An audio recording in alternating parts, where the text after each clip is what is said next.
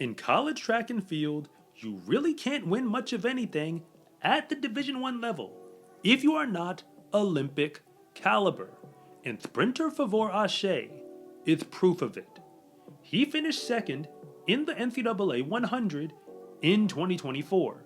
That was a final where 6 of the men on the starting line also lined up to compete in Paris at the Olympics. But getting that silver medal in the final and the 8 points for Auburn that came with it has to go down as a disappointment for 2 reasons. One is because had he won the gold medal, which he was supposed to do, Auburn would have won the national championship. Those 2 points would have made the difference. And the other reason is because it was not the first time that he finished in the exact same place in the NCAA 100. 2 years before, he got another silver medal. But that time, he was representing the Tennessee Volunteers, which happened to compete in the exact same conference. His points were the reason that the Volunteers got third at the national meet. So simply put, when Favour Ashe actually runs on the track, he will make a difference in the national championship. Not just for himself, but for his team on the leaderboards. But I also have to be honest with you, that when I first heard that he was transferring again, I honestly just fell out laughing. Because I am not from the transfer portal era. When I competed in college, I thought about transferring one time. But I knew that if I did it, I was going to have to sit out for an entire year. So eventually, I just got with the program, literally. The same one that wanted me back when the other ones weren't all that interested, and decided to finish out my entire career competing for just one team in D1. But it also threw me for a loop for another reason, because I heard that he was transferring while we were technically in the middle of the school year, which is not normal for a transfer, aside from the obvious academic implications. Even if he were to lace up and compete for the new school immediately, he wouldn't have any time to train under the new system. You basically just gotta go out there with whatever training you already have in the bag. But when you're as talented as Favour Ashe actually is, there's a whole bunch of coaches around the country who will simply take their chances, even if they can't give him any real training along the way. And the team that is apparently going to get his services are the Oregon Ducks, who are now brand new members of the Big Ten. And there's so much that I could say about that from a straight track and field perspective. So fine, I'll give you that part. Oregon's sprint program hasn't been all that deep for quite a while now. They do have some fast sprinters, but most of them are football players who don't really focus on track all that much, and the time they put down on the track reflect that. But now that they're adding Favour Ashe, it is safe to say that roster just got a whole lot deeper into sprints. But that is also not the real conversation I feel we need to have, because the transfer portal situation, and yes, it is a situation. I've spoken about it on this channel for a while now. And yes, it's definitely getting out of hand. Because an athlete like him hitting the portal and essentially transferring right before the indoor season was about to start is really only the tip of the iceberg. The NCAA at this moment is also considering 2 new provisions that are about to make this mess get a whole lot worse. The first is a proposal to give every athlete in college 5 years of eligibility to compete. Up until now, the rule was supposed to be 4, and this is happening at the exact same time that another proposal is on the boards. That one would be for junior college athletes, where their eligibility will not be impacted by the time they spend in junior college.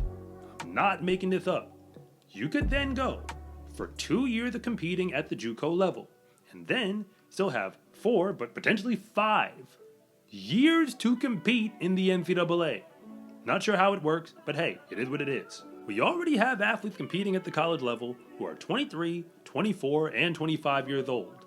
But allow me to break down why both of these rules hitting at the time that we're dealing with the transfer portal situation is a bad idea for just about every sport in the NCAA, but especially for track and field. But if you're new here, I want to say thank you for even making it this far into the video. And I'm Coach Rob, the founder of SCArecruiting.com, where I rank the best track and field recruits across the entire nation. And if anything that I say actually connects with you, it is always greatly appreciated if you would please like and subscribe. But if I don't, just let me know in the comment section, because I try to read them all. The reason why giving out 5 years of eligibility is a problem is because we just went through this during the COVID situation. Allow me to explain. Because when the world shut down, the NCAA decided that the 2020-2021 school year was not going to count against anybody's eligibility. As a result, everybody who was either coming into college or already in college received an additional year of eligibility. If you were a high school recruit through the classes of 2021 all the way up until now, your life has been a lot harder trying to get a spot in D1. And the reason is because during those few years, we had 20% more athletes eligible to compete than we traditionally would have had spots to give them to actually go out there and compete. It's simple math. If more people are eligible and we have the exact same number of teams, the number of roster spots hasn't changed. In fact, right now at the Division I level, NCAA track and field is in the process of cutting down roster spots. That is going to happen at the Power Conference level, and it's likely going to hit everybody in D1 pretty soon. So at the exact same time where rosters are going to be getting smaller in Division I track and field, we're going to have more people be eligible than we've ever seen before.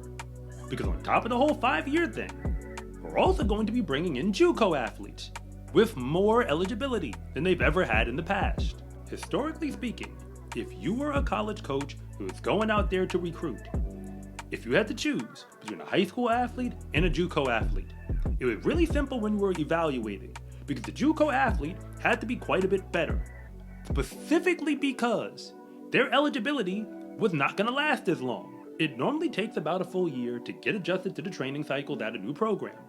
And if you only got one more year of eligibility after that moment, well, I don't really get to use you, at least not at peak performance, for all that long.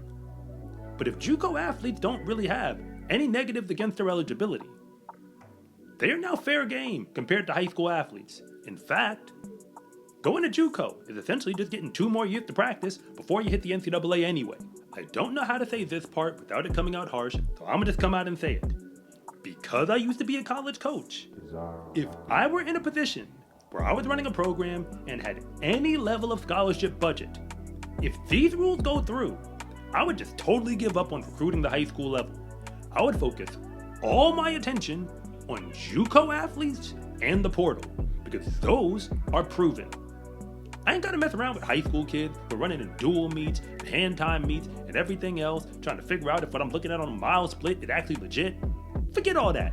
Everything's in TFRRS. I can get real results, athletes who I can see in very real meets. Some of them I even competed against. And it won't matter, because I can just pick and choose who I want. Because although tampering is a thing, the transfer portal does allow any athlete in college to become a free agent whenever it suits them. And remember, JUCO athletes were always fair game in recruiting anyway. You just used to have to treat them with an extra bit of caution, because you couldn't keep them on the track for all that long. But that's about to change. So if you are a high school track and field athlete, and your goal is to get recruited at the Division I level, things are likely going to get a little bit harder for you going forward. So congratulations to Favour Ashe for making it to Tracktown, USA. I'm pretty sure that the Oregon Ducks have pretty big plans for him. But in case you weren't paying attention, not everybody who enters the transfer portal actually finds a landing spot to get out of it. Because almost nobody in the transfer portal has the exact same talent as he does. And with more athletes about to be eligible than we've ever seen in history, the NCAA doesn't seem to have any plans to make life on high school age recruits any easier. So if you do compete in D1 or hope to get there pretty soon, just remember that the transfer portal may be an option, but it is not always the best one. Choose wisely, because the transfer portal is essentially a nationwide game of musical chairs, and once that music stops, somebody's going to be left standing up where they're not going to get a roster spot. So the most brutally honest advice that I can give you, at least on behalf of the NCAA, because their policies are telling us how they see the sport of track and field. As far as the transfer portal is concerned, while it is getting out of hand, there is one solution. It's simple. Run even faster. It's the only way to make sure there will be a coach out there who might pick you up once you hit the portal. If you think you need help getting recruited, you are probably right. On SCArecruiting.com, you can get a ton of resources, like my free recruiting guide, detailed videos, online courses, and much more. And if nothing else, and you just really want to see more content like this, it is always greatly appreciated if you would please like and subscribe.